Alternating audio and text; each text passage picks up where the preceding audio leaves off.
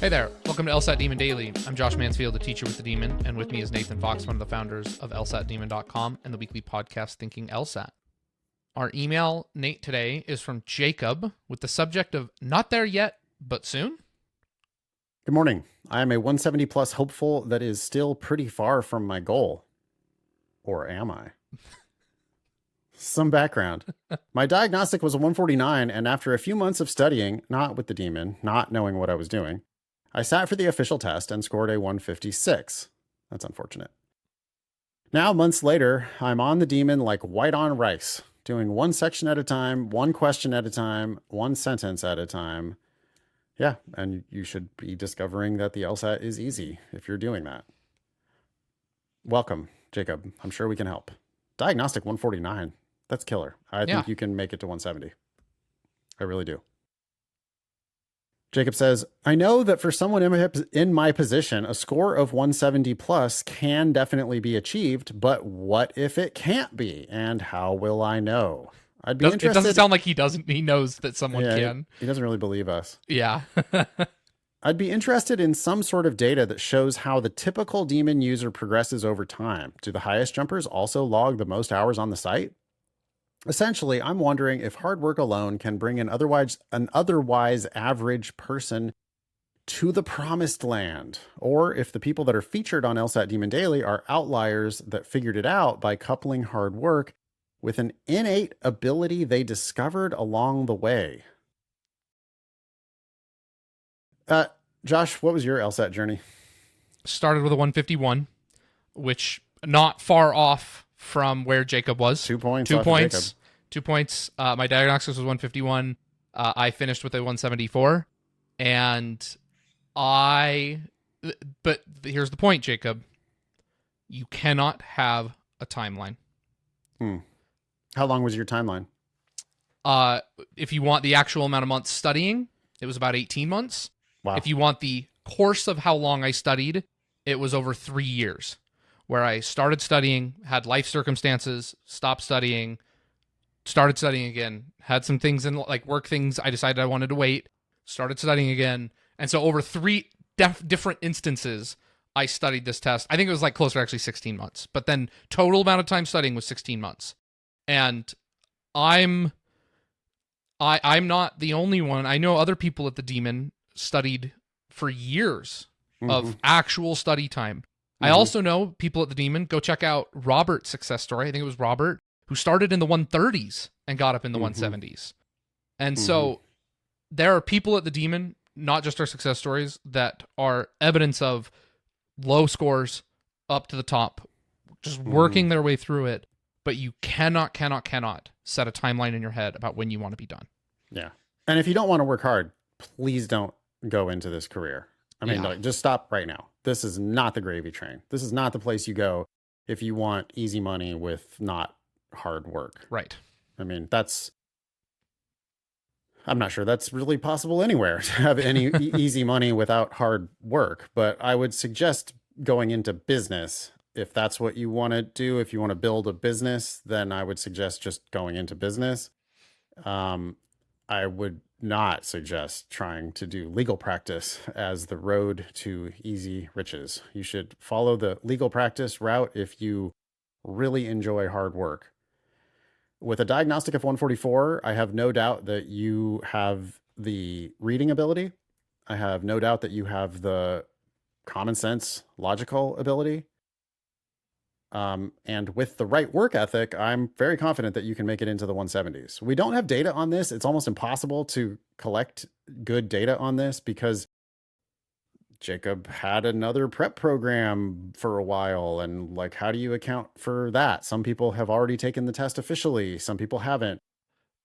Accommodations messes with data. And to what extent do you actually listen to our advice? Right? Are you doing it right? Are you reviewing? Do what we say. Some people don't. And many people sign up for the Demon and never use it. I mean, that ain't going to do it. I don't care how long you stay subscribed. If you're not in there drilling and doing timed sections, other people sign up and work really hard on the Demon, but like never review their wrong answers. Right. Like, never learn from their mistakes. He asked the question, do the highest jumpers also log the most hours? No. No, like there's like you have to put the time in, but we're not talking Yeah. 10-hour days. I think that No. what's more probable is that the highest jumpers have a higher proportion of time spent reviewing to actually doing questions. That's my suspicion. Yes. I'd be almost certain that that's true, Yeah. because there's plenty of people who do tons and tons and tons of hours, tons, test after test after test after test, And never progress. why aren't my scores improving? Yes. Well, show me a question that you're struggling on. Oh, I struggle on necessary assumption questions. No, show me a question that you struggled on. Well, I missed this one right here. Yeah, okay. So what mistakes did you make when you missed that question? Oh, well, I picked B. The correct answer is D. Right. Why is B wrong? And why is D right? Oh, well, I read that. I looked through it, and no, it makes sense to me now. You're not answering my question. Why is B wrong? And why is D right? And then they might get around to giving you some half-assed reason that's like totally misguided. And it's like, yeah, as I suspected, you didn't actually learn from your mistakes. You looked at the answer key, you saw that it was a necessary assumption question. You wrote down some stupid shit in your wrong answer journal, which, by the way, don't even keep a wrong answer journal. It's a waste of time.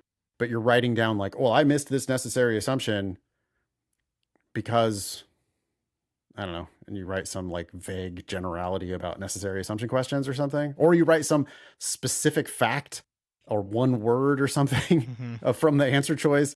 It's like, no, that's not enough. You picked a wrong answer. Why is that answer wrong? Why did you pick it? You didn't pick the right answer. That answer's right there. You didn't pick it. Why didn't you pick it? Why is it right? And why didn't you pick it? Do you really understand the assignment?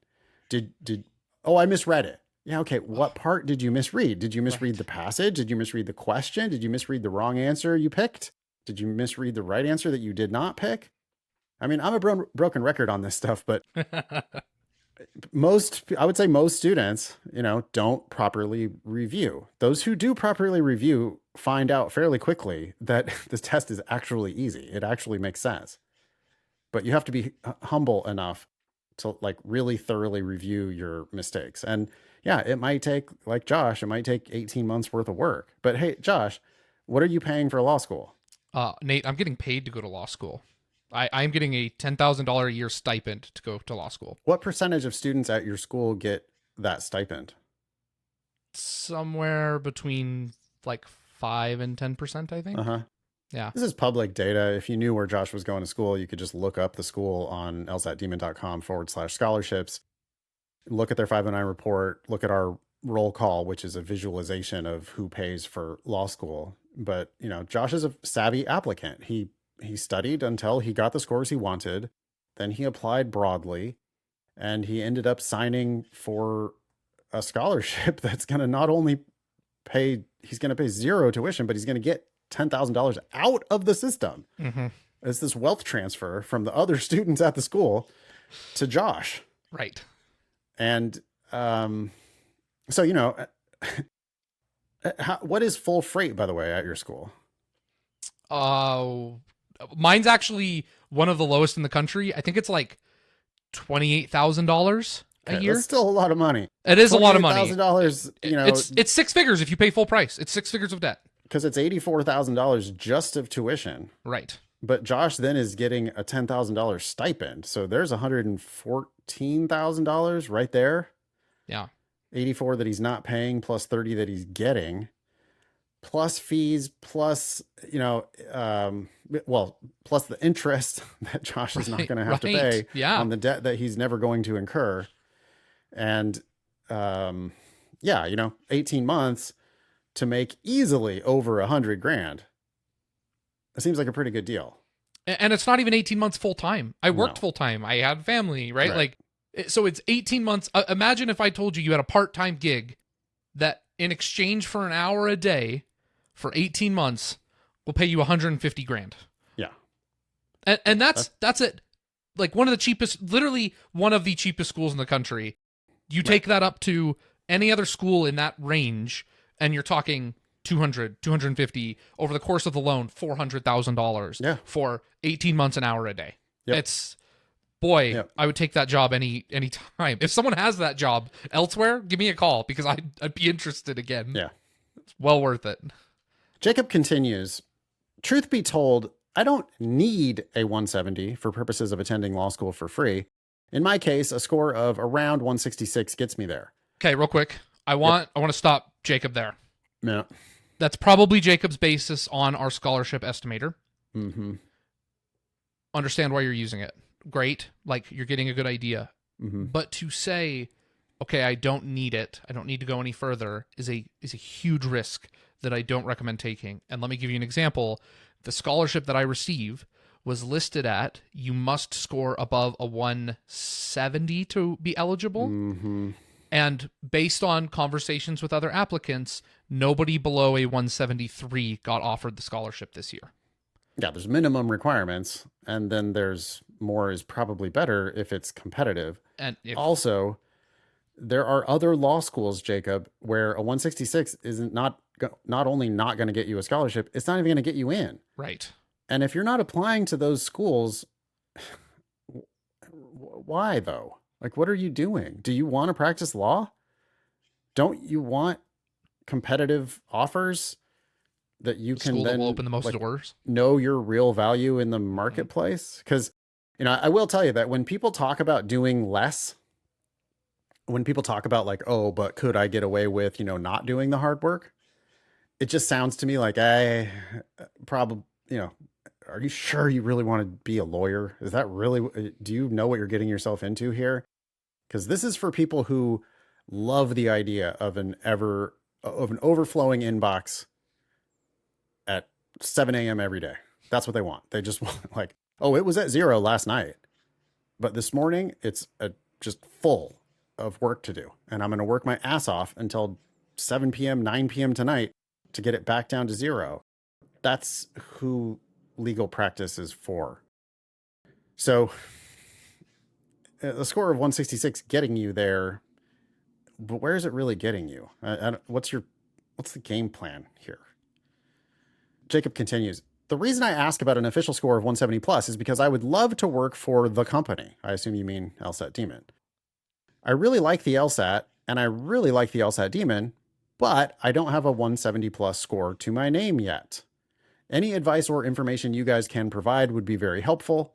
Now, back to drilling in my cubicle while pretending to work! ! Best, Jacob. That's great, Jacob. You've got some fake job. You're, instead of browsing the internet or like working on your fantasy baseball team, you're drilling in the demon. That's good. Yeah, that was part of when I was studying. Like, I removed social media and everything else from my phone. Oh, yeah. I pulled the real sacrifice was chess. I took chess.com off my phone. Yeah.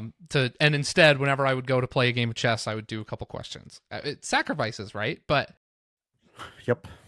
It's if this is important to you, if you want to do it right, don't just say I want to 166. Go for the 170. Go for 170 plus. What is your capacity? Study hard. Don't set a time frame, and you will see a lot of doors open to you. Yeah, and there are many doors to the halls of like actual power that are open at 176 that are not open at 166. I mean, yeah, sure. There's plenty of law schools where 166 is really impressive, but the really impressive folks aren't at that law school. Mm-hmm. So, like you've got a lot of potential, it seems like, Jacob, with a diagnostic as high as 149. You can forget everything you learned from your previous prep program because it doesn't seem like they helped you. You only made 7 points in a few months. That's not good. Mm-hmm. We're looking for 17 points or 27 points or 37 points.